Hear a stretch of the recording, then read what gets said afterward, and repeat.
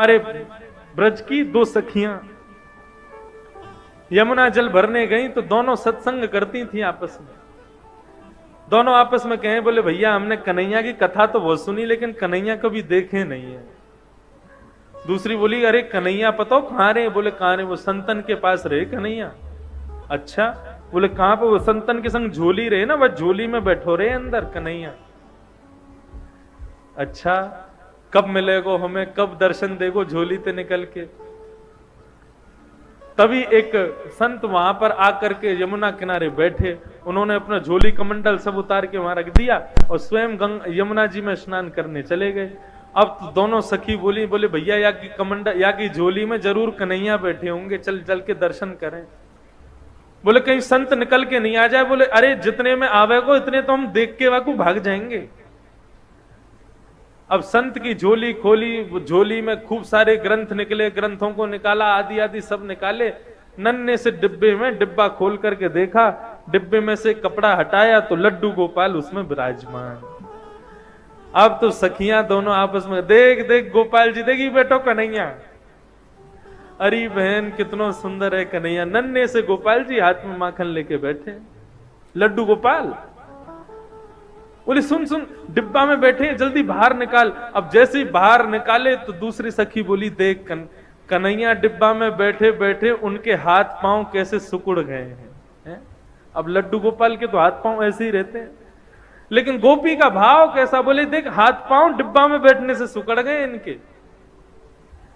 चल मेरे पास मक्खन रखो, इन्हें मक्खन से मालिश करके इनके हाथ पामन को सीधो कर दूं। अब तो मक्खन से जैसे ही मालिश करनी शुरू करी, करते करते करते करते लड्डू गोपाल भगवान खड़े हो गए, पैर भी सीधे हो गए, हाथ भी सीधे हो गए, कन्हैया खड़े हो गए। जैसे ही खड़े हुए इतने में संत आए, और संत जैसे ही आए तुरंत कन्हैया को रख करके डिब्बे में भागी वहां से। संत ने आकर के देखा तो लड्डू गोपाल, जो कि लड्डू गोपाल के रूप में थे, वो खड़े हो गए हैं। संत ने तो कहा कि अब उन सखी रुकती तो उनको प्रणाम करता, वो तो चली गई। प्रभु आज आपने बड़ी कृपा करी, आपने ऐसा चमत्कार दिखाया, आज ऐसे स्वरूप में दर्शन दिए।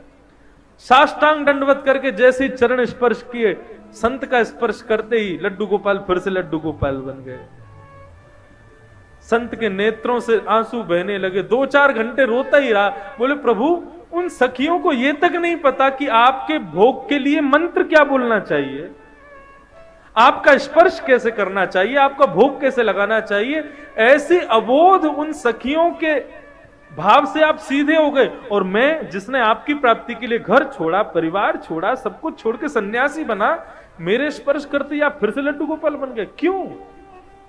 आपको मैं प्रिय नहीं हूं?